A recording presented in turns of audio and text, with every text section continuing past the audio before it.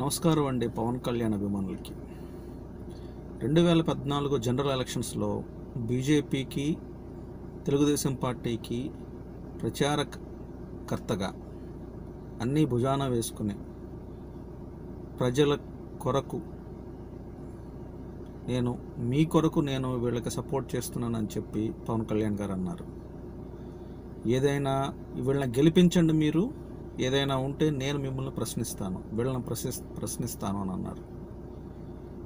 ఎంతవరకు ప్రశ్నించాడు? 3 సంవత్సరాలు అయిపోతుంది. ప్రత్యేక హోదా వెంకయ్యనాయుడు గారు 5 సంవత్సరాలు వెంకయ్యనాయుడు గారు అన్నారు 5 సంవత్సరాలు కాదు 10 సంవత్సరాలు ఇమ్మని రాజ్యసభలో చెప్పారు. మన చంద్రబాబు నాయుడు గారు 10 సంవత్సరాలు ఇస్తే ఏమొస్తుంది, అవి కట్టడానికి సరిపోతుంది, 5 సంవత్సరాలు మనం అనుభవించాలంటే 15 సంవత్సరాలు కావాలి, ఆ ఫలాలను అనుభవించాలని అని అన్నారు. మరి ఆనాడు ప్రత్యేక హోదా కావాలని ఇన్ని కబుర్లు చెప్పిన వాళ్ళు ఈ రోజున ప్రత్యేక హోదా అక్కర్లేదు, ప్రత్యేక ప్యాకేజీ అని అంటున్నారు. ఎంతవరకు సబబు? అసలు ప్రత్యేక హోదాకి ప్రత్యేక ప్యాకేజీకి ఎట్లా కంపేర్ చేయగలుగుతున్నారు? ప్రత్యేక ప్యాకేజీలో ఎన్ని మీరు ఇండస్ట్రీస్ తీసుకురాగలుగుతారు? ఎంతమందికి ఉద్యోగాలు ఇవ్వగలుగుతారు? గ్యారంటీ ఇవ్వగలరా? ఇవ్వలేరు. ఇది ఎందుకు ప్రశ్నించలేకపోతున్నాడు పవన్ కళ్యాణ్? ప్రశ్నించడు. తర్వాత రైతు రుణమాఫీ, చంద్రబాబు నాయుడు గారు ఎంతమందికి ఎన్ని వేల కోట్లు రుణమాఫీ చేశారు చెప్పగలరా? లేదా పవన్ కళ్యాణ్ అడగగలడా? డ్వాక్రా మహిళల రుణమాఫీ ఎంతవరకు అయింది? ప్రశ్నించాడా పవన్ కళ్యాణ్? ప్రశ్నించడు. తన ప్రొఫెషన్ హీరో, ఆయన బిజినెస్ ఆయన చేసుకుంటున్నాడు. మనం నమ్మి ఓట్లేసాం, ఏమైంది? ఒకప్పుడు ప్రజారాజ్యాన్ని పెట్టారు, కాంగ్రెస్ వాళ్ళు పంచెలు ఓడదీసి కొట్టమన్నారు, కానీ అదే ప్రజారాజ్యం కాంగ్రెస్ పంచుల్లో దూరిపోయి అమ్ముకుపోయింది పార్టీ. ఏ మొహం పెట్టుకుని ఇప్పుడు జనసేన పార్టీ పెట్టి మళ్ళీ ప్రజల్లోకి వస్తున్నారు? ఎంతవరకు నువ్వు ప్రశ్నించావు పవన్ కళ్యాణ్? నువ్వు నిజంగా ప్రశ్నించి నువ్వు ప్రజల పక్షాన నిలబడినట్టయితే ఈరోజు నీకు ప్రజలు బ్రహ్మరథం పట్టేవాళ్ళు. ఎంతవరకు నిలబడ్డావు? అగ్రిగోల్డ్, అమ్మో నేను అగ్రిగోల్డ్ గురించి మాట్లాడినా, అది కోర్టులో ఉంది. మరి జగన్ గారి గురించి ఎందుకు మాట్లాడారు 2014లో? ఆ ఇష్యూ కూడా కోర్టులోనే ఉంది కదా. అప్పుడు నీకు తెలియదా? లేదా అప్పుడు బొజ్జున్నావా? మాట్లాడేటప్పుడు కొద్దిగా నైతికత ఉండాలండి. పార్టీలు ముఖ్యం కాదు, మనుషులు ముఖ్యం కాదు. నైతికత, నీతి, నిజాయితీ ముఖ్యం. మన చంద్రబాబు నాయుడు గారు నిప్పు, నీతి, నిజాయితీ గురించి అంటాడు. పక్క రాష్ట్రం తలసాని శ్రీనివాస్ యాదవ్ గారు వెళ్ళిపోతే తమ్ముళ్ళు మీరే చెప్పండి న్యాయం అన్నాడు. మరి ఇక్కడ వైఎస్ఆర్సీపీలో 21 మందిని ఎందుకు జాయిన్ చేసుకున్నాడు? మరి ఆనాడు పవన్ కళ్యాణ్ ప్రజల మనోభావాల్ని దెబ్బతీశారని తలసాని శ్రీనివాస్ యాదవ్ గారిని కామెంట్ చేశారు కదా, కేసీఆర్ గారిని, తలసాని శ్రీనివాస్ యాదవ్ గారిని. మరి ఈనాడు నువ్వు 21 మంది ఎమ్మెల్యేలు వస్తే ఏం మాట్లాడగలిగావు నువ్వు? ఇదేనా నువ్వు మాట్లాడేది? ఇదేనా నువ్వు ప్రశ్నించేది పవన్ కళ్యాణ్? కొద్దిగా ప్రజల పక్షాన్ని నిలబడండి, మీకు సపోర్ట్ చేస్తారు. అంతేగాని మీకు ఖాళీ ఉన్నప్పుడు లేదా అవకాశం ఉన్నప్పుడు ట్వీట్ చేయటం కాదండి. రాజకీయం అంటే 24 గంటలు ప్రజల మధ్యన ఉండాలి, అది రాజకీయం. నీకు ఖాళీ ఉన్నప్పుడు లేదా నీకు అవకాశం ఉన్నప్పుడు, నువ్వు నిద్ర లేచినప్పుడు, నీకు మూడ్ వచ్చినప్పుడు ఒక ట్వీట్ చేయటం కాదండి. ప్రజల పక్షాన నిలబడితే మీ పక్షాన ప్రజలు నిలబడతారు. అది నిజమైన రాజకీయం అంటే.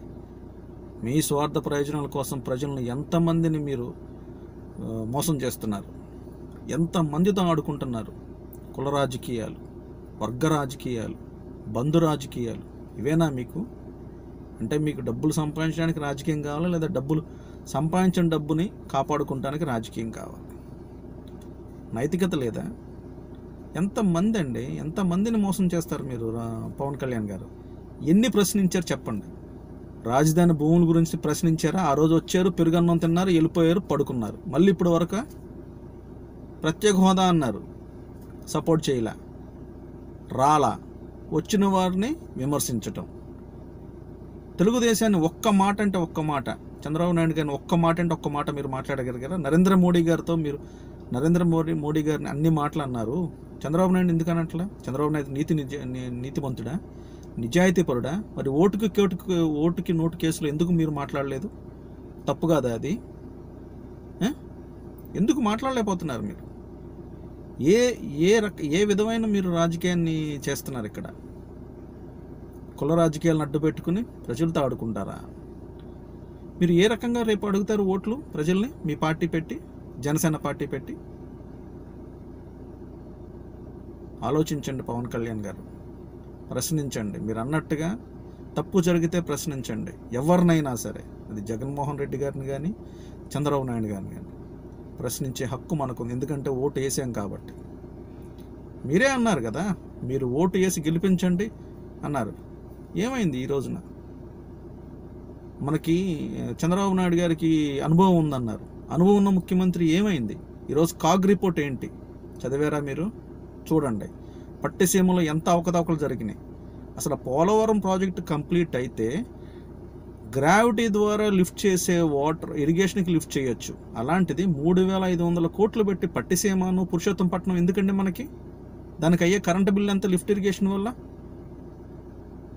గవర్నమెంట్ లెక్కల ప్రకారంగా 56 టీఎంసీలు పట్టిసీమ ద్వారా లిఫ్ట్ చేశానని అన్నారు కృష్ణానదిలోకి. ఎంత ఆ 56 టీఎంసీలో ఎంత వ్యవసాయం చేశారు? ఎన్ని కోట్లు గడించాం మనం? దానికి అయిన పవర్ ఎంత? పవర్ బిల్ ఎంత అయింది దానికి? ఎన్ని టీఎంసీలు సముద్రంలో వదిలేశాం? ప్రశ్నించారా మీరు? పురుషోత్తపట్నం అవసరమా? ఆ మనీ తీసుకొచ్చి ఇక్కడ పోలవరానికి పెడితే మన గ్రావిటీ ద్వారా లిఫ్ట్ చేయలేమా? ఎందుకండి ప్రజల సొమ్ముని ఇట్లా వేస్ట్ చేస్తున్నారు? వైజాగ్లో సమ్మితులు పెట్టారు. ఎంతమందికి ఉద్యోగాలు ఇచ్చారు? బాబు వస్తే జాబ్ వస్తుందని అన్నారు. ఎన్ని ఉద్యోగాలు ఇచ్చారు? ఉద్యోగం లేకపోతే నిరుద్యోగ వృత్తి అన్నారు. ఎంతమందికి నిరుద్యోగ వృత్తి ఇచ్చారు? ప్రశ్నించారా పవన్ కళ్యాణ్? చెప్పండి.